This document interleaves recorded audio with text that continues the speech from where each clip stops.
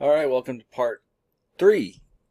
And so what I wanted you to do from part 2 is kind of alter the dragon's movements a little bit. Here's what I did. I just made, if I go to the step function, I changed these up to 1 out of 500 instead of 1 out of 200. I also switched their speed as well. So where it says start moving in a direction, I switched this to a random number from 1 to 4. So it wasn't, I thought that, 7 was a little too high. Kind of went pretty fast. And then the other thing that I did was in the controller, I made this more of, instead of 1 out of 50, make it dragon, I made it 1 out of 200 right now. So that's all I have. So if you play this, you'll see that we have dragons kind of randomly appearing. You kind of see that happens. And the dragons eventually, you'll notice, just go off the screen, right? They just leave. Right, so we have some dragons there. So a couple things that we want to fix here. Number one, what happens when they go outside of the room? What happens when the dragon just leaves the boundary completely? What should we do there? We could get rid of it. What we're going to do to show you yet another thing in GameMaker is to wrap the screen. So wrapping the screen is like, if you've ever played like old school like Pac-Man, if you go like in that tunnel, to the left, if you go to the left, then you'll like reappear on the other side of the screen, kind of like going to the other side. So that's called wrapping the screen, and not something that you want to do maybe in every game, but some games it kind of is nice. So what we're going to do is in Dragon, so go back to Dragon, and let's create an event for outside of the room. So let's say other outside of room, and there is an action here that's called wrap in both directions, which is right here. It's under the jump tab, and you're going to click it there, and you're going to say wrap screen. And we want to do both directions. So if you click on this right here where it says direction horizontal, we're going to say in both directions, wrap in both directions, and say OK on that, and let's just see what that does. Okay, so when you see one of these dragons leave the room, it should be popping out the other side if it happens to leave the room, which is going to basically make everything contain in here. You can see that dragon kind of went off the screen here. It's showing up again here. This one's going to the left. This one's going down. See, it kind of shows up there again. So that we sort of contained, we don't lose as many dragons. It should be wrapping the screen constantly. So eventually, if we let this sit here, the dragons would just get more and more and more and more. Okay, so that's one thing. Now, what if we want to just make our world here just bigger? Because right now, it's just a like 640 by 480 little square here, and it's kind of small, right? So I want to show you guys something called a view. So let's say I want to make this world just a lot bigger. Let's just get out of this. Let's go to our rooms. Right now, our room is set to 640 by 480. Let's just say I make this like big. Let's say like 3,000 by 3,000, or even bigger than that, right? And so if I zoom out here, you can see kind of how big this world is, right here. I'm trying to, there it is. Here's this little world. So pretty big world if I make it 3,000 by 3,000. Maybe I'll make that 2,000 by 2,000 to start. Right? Now, if we play it right now, it's going to make our screen probably massive, like that big. We can use something called a view. So if you click on views, I want you to click on enable the use of views, and click on visible when room starts.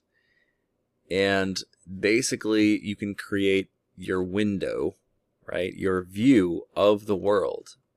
So you can see it's right here. Ooh, I just added an object. You can see that this little screen is right here, you know, in the view. And what you'll do is you'll be able to then move your character around. And it's kind of like just like a movie camera. It will just kind of view that little box wherever you take it. So if you scroll down here a little bit, the camera can follow the object that you want. So we're going to say object following is going to be link, and you can switch this horizontal border, vertical border. You'll see what that does, I guess, when we give this a try. So let's just give this a try. This is the use of views. We're going to say, let's see, there are instances or tiles outside the room. Should I remove them? You can switch to test it off preferences. I might have added a object or something outside of this. And I'm going to say yes on that. And it looks like I added a bunch of controllers accidentally to this. So maybe I'll delete one of these. And let's run this and you can see how a view works. So now our room is it's 2000 by 2000. But if I start going over here, the camera's going to follow me, you know, into this world, right? So it's a lot bigger map, I would say. But the view is only 640 by 480. And so I can go kind of all the way down to the edge of my world. And I could be searching for these so-called dragons. And that's all really it is. Okay, and you can kind of toggle the camera to kind of move. It can kind of keep you in the center. Basically that horizontal or vertical border, since it was set at 100, when I'm 100 pixels away from the edge of the screen, then it will start to move and transition the camera. So that's kind of, you can switch those settings as you want.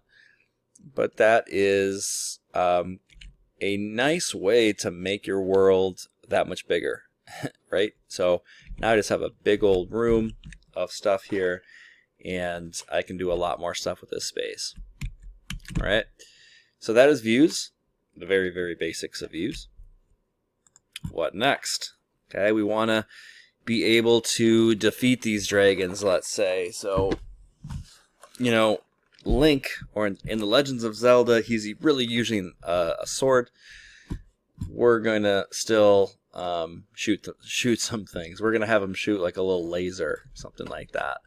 So let us create another sprite. So I'm going to say create sprite, and we are going to call this sprite SPR underscore, let's call this a bullet. And we're going to not load a sprite, we're going to edit a sprite, and let's add from a file or add from strip. I forget what I have here. Oh, right there, laser blue. Really, it's just a rectangle. So I'm going to click on this, and there's really only one little picture here. And so I probably should have just hit load from file. I'm just going to say OK on this. Let's go ahead and redo that because we don't want to load it from strip. I'm going to add it from a file. Don't want to do that either. We're going to create from a file. And let's go to downloads and find that little thing here, that laser blue. So there it is. That's what I want. And I'm going to say OK here. So there's my laser, which is kind of horizontal. And we will make another version of that goes up or down. But let's just say OK on this for now. I'm going to make the center, so click on the center there and make it right in the middle there and say OK. All right.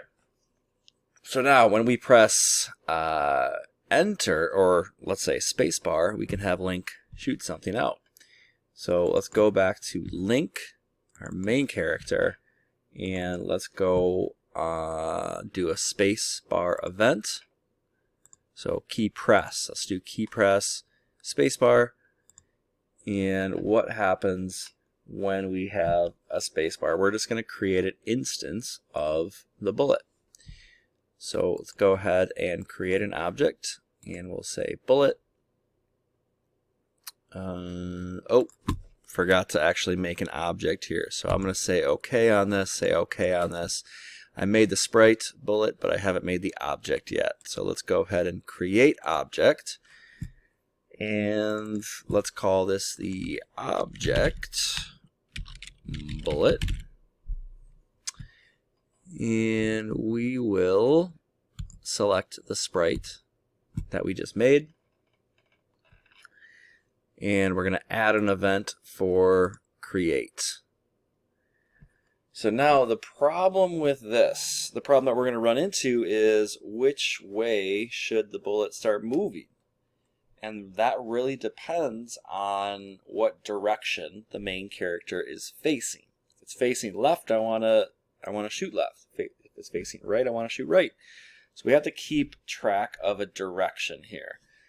And so I'm going to come back to this, right? Because we're going to have to actually keep track of a variable within link, within the main characters. I'm going to say OK, and let's jump back to our main character here. So we basically need to keep track of the direction. And so that means we're going to create a variable for link. So if we go to link and we create, we can add an event for create. And we're going to set a variable here. So let's go to variables or yeah, control, and we're going to set variable. And let's say that this is link underscore direction. We want to keep track of the direction here.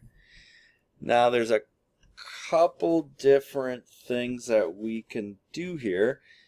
We can make direction keep direction an angle, which might come in handy later on, or we can just write text. We could say like right, left, up, down, those four things. And I'm going to keep it simple and just actually write out text there. I'm just going to write the direction is to the right by default. Right? We're going to switch that as we press the arrow. So we're going to say OK. And then for each one of these, if I press left, then I'm going to keep switching that variable to the different thing. So if I press left, I'm going to set that same variable, link direction, and I'm going to set it to the text left. And if I press up, then I'm going to set the variable link direction to up. If I'm pressing to the right, switch the variable link direction to right. If I'm pressing down, and I'll switch it to down.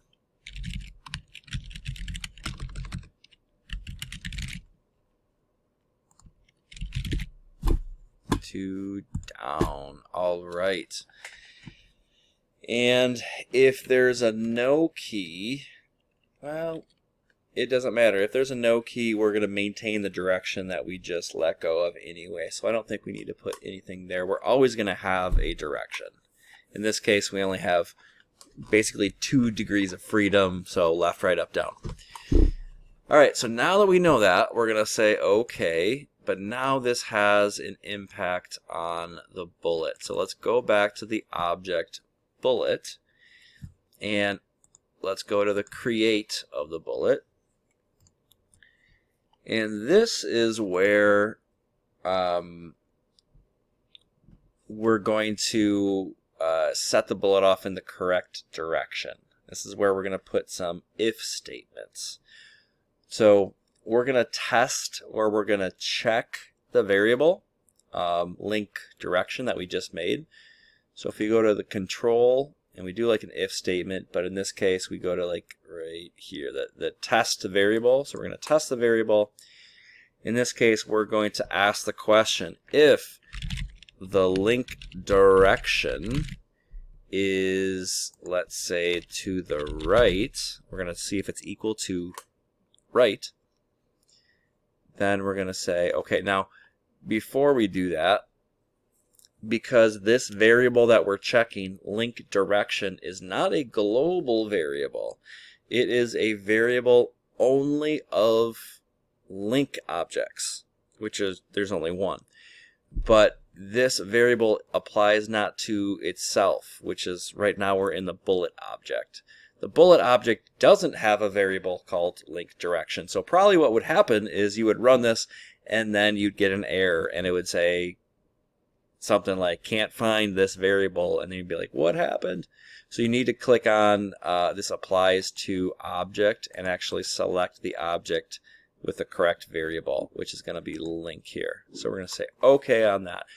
If this variable, which belongs to this object, is equal to right, then I'm going to put in my two little blocks and I'm going to start moving in the direction to the right. So I'm going to move to the right, and speed, again, it's going to be kind of up to you. I'm going to try 15. And we basically have to do this like 3 more times because we have to check all 3 directions. So then we'll keep doing that. So control, we're going to test. Again, make sure you click on object and go to link. This is not the bullets variable, it's links. So link underscore direction. Let's say if it is equal to up. Say if it's up, then we will move up. And we'll move up at a speed of 15. Keep going along. Let's try the other ones. Let's go to the left. So let's test if link direction is equal to left. Make sure we click on object and select link. Then we will move to the left. Speed of 15. And lastly, we will check, we got to check down, right? So go to variable, let's say object, link, and let's test the variable link direction. Let's see if it's equal to the word down. If it is, then we will move down. Always going to put my little blocks in there, and we will move down at 15.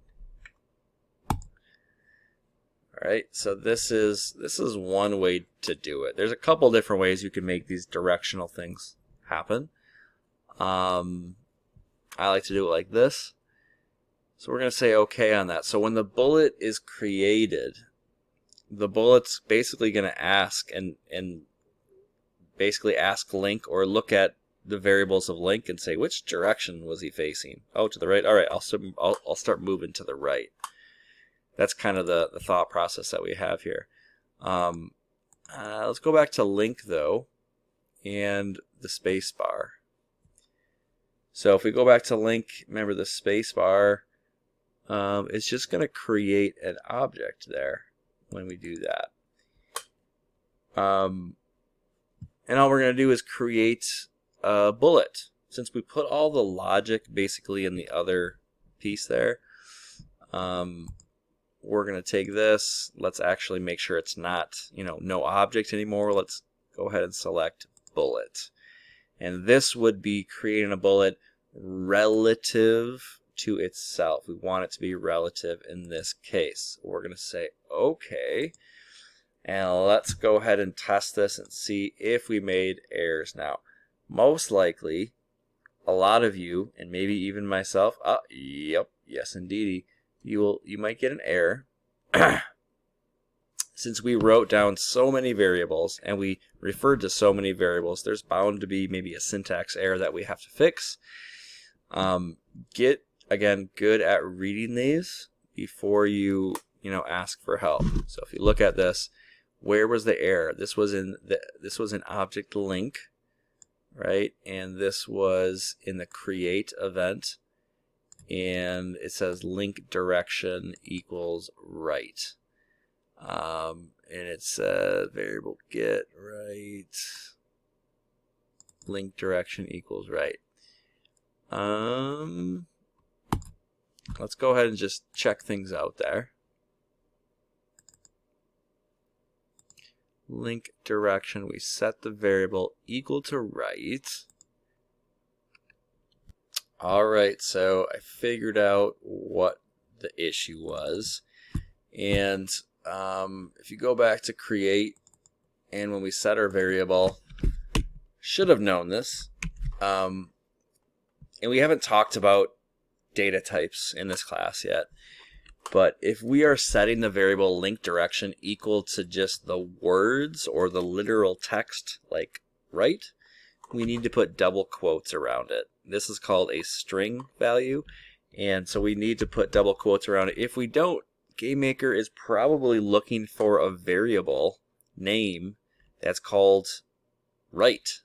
And of course there is no variable that we define that's called right, so it's never going to find it, and then it's going to freak out and give us an error.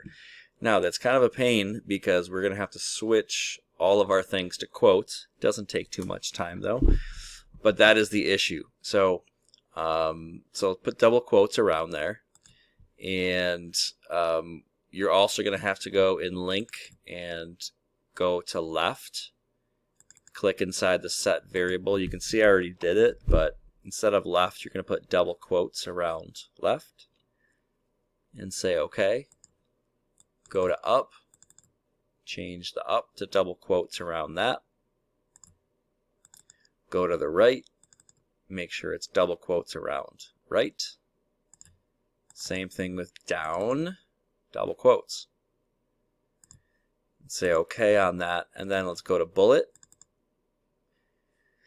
Now on all of these if statements, you're going to have to switch those to double quotes as well. So if the link direction is not just right, but double quotes, right, the text, R-I-G-H-T, okay, switch that up.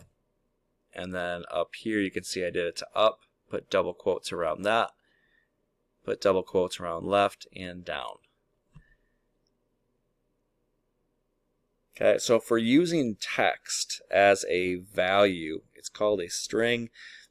You usually have to signify that it's a string value by putting double quotes around it. If you don't do that, it's going to assume that you're talking about some variable that you created, and that's why it was giving an error, is that those variables don't exist, so therefore it freaked out.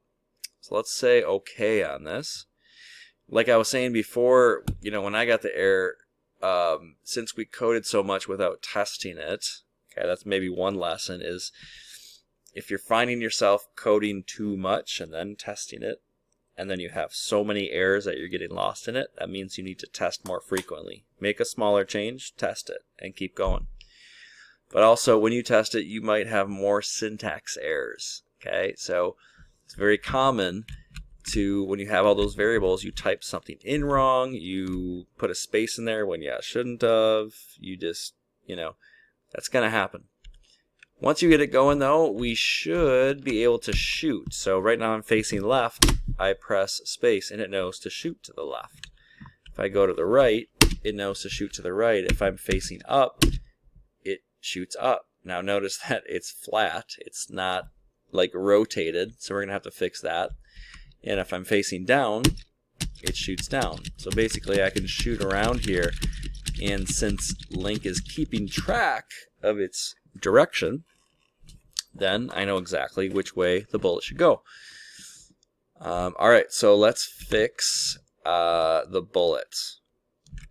Fix the bullet here. So when we shoot up or down, the bullet is flat. Obviously we don't want it to look like that. So what do we got to do? Well, if we go to the bullet, and this is only going to happen. So let's go to bullet. This is only going to happen if we're facing up or we're facing down. So let's go to up. If we're facing up, then we basically want to, and this is, again, you could create a separate sprite, right? You could create another costume of this sprite and simply change the image costume, or the image index, I think it's called. You can do this a lot of different ways. Something simple like this rectangle that we have, we can actually just rotate the rectangle, rotate the bullet, so that the image angle is rotated. So if you were to Google search image angle or look in the documentation, you would, you could read all about it. So you're going to go to variable. You're going to set a variable inside of up. So like right here. And there is a built-in variable called image_angle. And the angle is normally 0 degrees because that's its default. If we want to rotate it so that it's basically facing up, we want to rotate it 90 degrees. So we can say 90 inside there. We can say the image angle is now 90, and we're going to say OK on this. Right? And then if we go to down, we can basically do the same thing, right? So let's go to variables. If I'm facing down, I'm going to rotate the sprite image. It's an image angle. We can really keep it the same way. We can just keep it as an image angle of 90. If you understand, if you've taken like trigonometry and you know like the unit circle, in some cases, you might want to make this 270 because that's actually facing down. In this case, it doesn't make any difference. You can just make it 90 degrees. Essentially, that's just kind of flipping the bullet up so that it looks normal. And again, this is just one way to solve it. There are several ways you can get the same effect. But let's see if that works.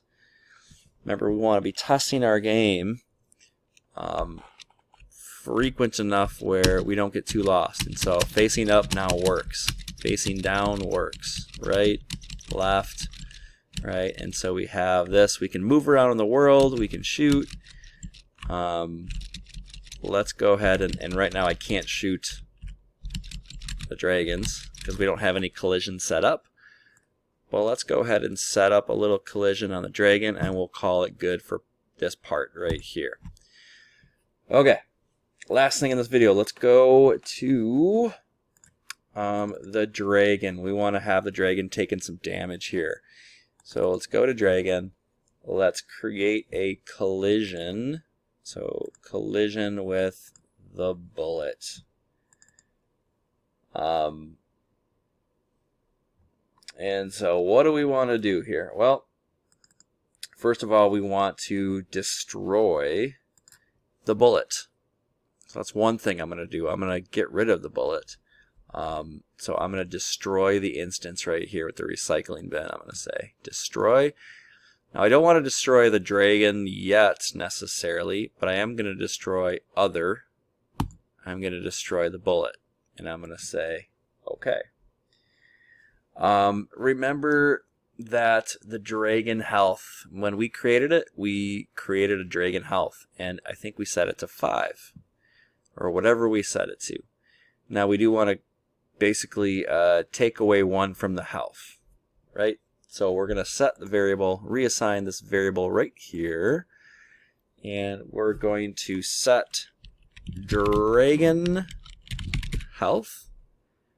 And let's take away 1 from the health. So we're going to make this -1 and make it relative. have to make that relative, otherwise it'll set it to literally -1, and so it'll die right away. We just want to subtract from 1. All right. Now we want to create an if statement. We want to see if the dragon is supposed to be dead or not. So we're going to say okay on this. Let's do a quick check on the variable after that. So we're going to say if, test this variable, and we're going to say if the dragon health is less than or equal to 0. So let's say less than or equal to 0. And let's create our start and our end block. Now we want to create, or we want to destroy the actual dragon object. So we're going to go back to that little recycling bin. We're going to pop this in here. We're going to destroy itself. So keep it as self now. If you want to add an effect, you can always do that just for fun. If you go to draw, you can create a little effect here. So let's say that we create some sort of explosion. Sure, explosion or smoke or whatever you want. I'll just keep it as explosion. You can select the color of your explosion. Say I want to go yellow. And the explosion should happen at 0, 0, and it should be relative to where the dragon just died. So I'm going to say relative. And we will say OK on that. I think that should be a good start just to have some sort of dragon thing work here. And let's say OK, give this a test and see if we can do some damage on the dragons here. Test it. We need to go find a dragon, search for one.